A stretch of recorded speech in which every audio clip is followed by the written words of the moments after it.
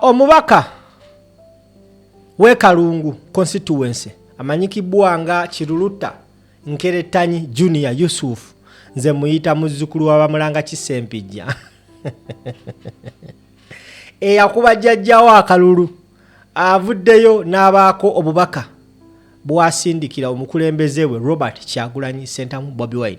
Kiruluta Nkeretanyi y'omu ku babaka abato abali mu parliament era eggwanga bwe lisuubira okubaamu eby'amaanyi bingi nnyo. We yabadde alina wayogerako yavuddeyo n'asibirira omukulembeze we His Excellency Robert Kyagulanyi Ssentamu Bobi Wine entanda. Njagala owulirize ebigambo bya Nkeretanyi ate tukomeyo. But don't forget to subscribe. Tap the bell after subscribing. Akadako kakuyama whenever you come live you always notify that we are live. Waneno kumukutu ogwa Verse Strange 256.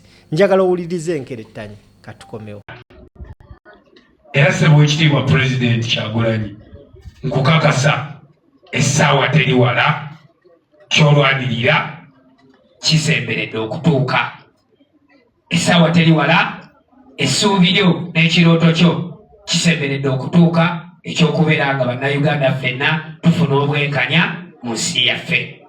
Nange nkusuubiza nja kulwana bwezizingire sisobola kubeera nga ggwe kuba sisobola tuukawo otuuka kubanga ekitonde ekikyo kyanjawulo ku kyange naye nja kukongojja mu bimu mbeeko bye nkukoppako sobole okubeera nga nange wendi mbeera Kyagulanyi nga nkoppa ggwe. Neeyanziza nnyo neeyanzeege bwe tuva wano tulinayo omupiira ku kisaawe Kasaali abakulembeze abeetegese obulungi tujja kusambamu n'abatuuze b'ekyalo tusambemu tunyumirwemu nabo nga tumaze okulya ekyemisana. Emmere twagibafumbidde weeri mu bungi basebo ne banyabo temugitulekera. Baliraano abali okumpi nammwe mwandisembedde emmere weeri bw'eneerema bw'eneesigalawo mujja kugitwala ewa Lusiba oba ewa Kasibante musobole okubeera nga mutwalirako abo abatazze. Ebyokulya n'ebyokunywa we biri Tomooni. Engeri gye tukimanyi nti baatuwawaabira batwala mu High-Court. Bwe tulimaliriza omusango ogwo ne tuguwangula tujja kutegekawo akabaga ak'abannakalungu bonna era basebo ne banyabo. Kano si kabaga, eno ye meeting gye twali tulina okuba nayo nga tumaze okuwangula akalulu gye tutaafuna. So era abadde balowooza nti eno pate tewali pate ye tujaguza biki. Akabaga tulibeera nako ate nako tekaliba kakusanyuka wabula tulikakola nti Kyagulanyi yatugamba nti nawuwanguzi n'akawanguzi akatonotono kooti era kaliba kabannakalungu bonna. Nze era bwe tunaatuula n'olukiiko nze nalina n'ekirowoozo tuyisaana na tukatwale Lwabenge essaawa bw'eneeba etuuse. Essaawa bw'eneeba etuuse njagala tukatwale na Lwabenge kubanga ebbanga lyonna bano Bukulula ne Lukaya baakumpi nnyo naye tulyesitula ffenna ne tugenda Lwabenge. Neeyanziza nnyo neeyanzeege ku lwa Katonda n'ensi yange Uganda ne Afirika yonna okutwalira awamu. Ayi Katonda kuuma omukulembeze wange His Excellency Kyagulanyi Ssentamu. Ayi Katonda kuuma Ssaabasajja Kabaka wa Buganda.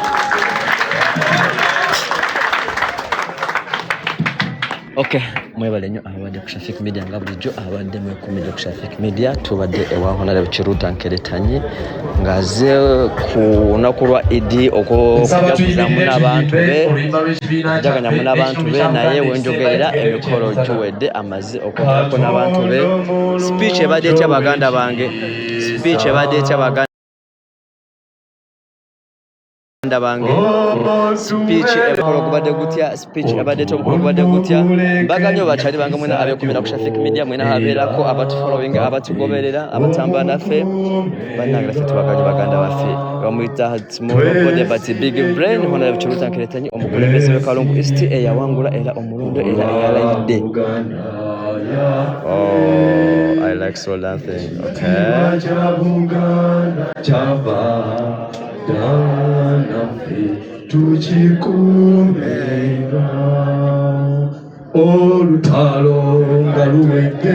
Tuliyambale ngule, tuliyambale ngule, tuliyambale ngule, olutalo nga luwedde tuliyambale ngule tulizimba Uganda empya. People power. Our power. Okay. Mubadde ne Shafik Media nga bulijjo abakulembeze waliwo abakulembeze waggulu security kye basabye njogereko fenna tukimanyi ku bulwadde obwalumbye eggwanga obulwadde bwa Ebola era y'ensonga lwaki musanze katapu awo ku mulyango tufube nnyo okubeera nga tubwerinda naaba mu ngalo nga bw'osobola kuuma obuyonjo era temugenda nnyo mu bifo birimu bantu bangi ng'ate beenyigiriza tetumanyi butewe bugenda okubeera nga tuvunuka nga bwe tufuna ekyokulya tubeere nga tulowooza nti Ebola yakoze eki yazze nga n'akasembayo ke mbadde neerabidde abakulembeze banaye tugende tuweereza abantu bonna abaatulonda n'abataatulonda. Twayanze nnyo akati banaye omukolo tugenda mufuna kyamisana wakati mu kufuna ekyemisana tugenda kukola tuti Honorable ne ttiimu gye yavudde nayo mu nnyumba bagenda kugenda mu nnyumba mwebale kubeera kufolowinga abadde ku Shafik Media mbagalyo bakyali bange ekirala Semaganda Ronald ogamba otya nkulabyeko Honorable then after here oregulo tulina okingisa bimu bimanyi nze mbeera n'abanene bokka ogutambula gwotambula nago. So guys, mbagala nnyo bakyali bange mwena abadde bekomedde ku Shafik Media mwebale kubeera ku Shafik Media mwebale kugoberera mwebale kubeerako mwebale kunfuna bakyali bange mbagala nnyo omukama Katonda abankuumire omukama Katonda abakulembeze abali mu tenti wano speaker w'eggulu agenda mu nnyumba. Okay. Bye kamberekereze musibe bulungi mweraba. Era ssebo ekitiibwa President Kyagulanyi nkukakasa essaawa teri wala kyolwanirira kisemberedde okutuuka.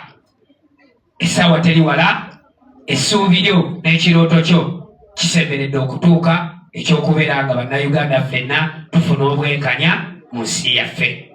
Nange nkusuubiza nja kulwana bwezizingire sobola kubeera nga gwe kuba sobola tuukawo otuuka kubanga ekitonde ekikyo kyanjawulo ku kyange naye nja kukongojja mu bimu mbeeko bye nkukoppako sobola okubeera nga nange wendi mbeera Kyagulanyi nga nkoppa ggwe. Neeyanziza nnyo neeyanzeege bwe tuva wano tulinayo omupiira ku kisaawe e Kasaali abakulembeze abeetegese obulungi tujja kusambamu n'abatuuze b'ekyalo tusambemu tunyumirwemu nabo nga tumaze okulya ekyemisana. Emmere twagibafumbidde weeri mu bungi basebo ne banyabo temugitulekera.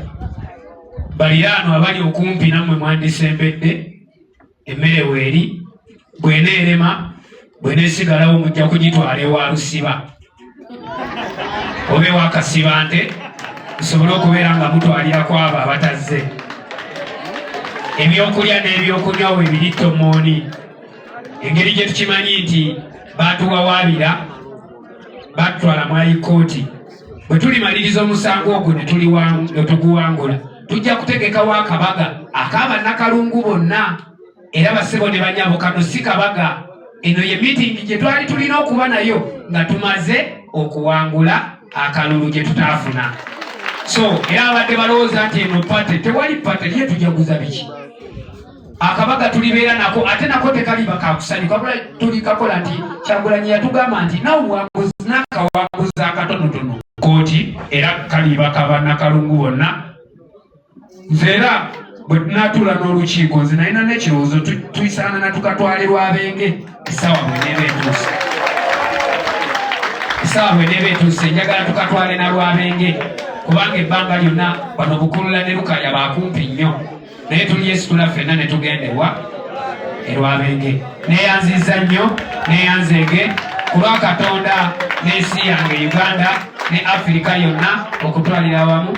Ayi Katonda kuuma omukulembeze wange His Excellency Kyagulanyi Ssentamu Ai Katonda kuuma Ssaabasajja Kabaka wa Buganda.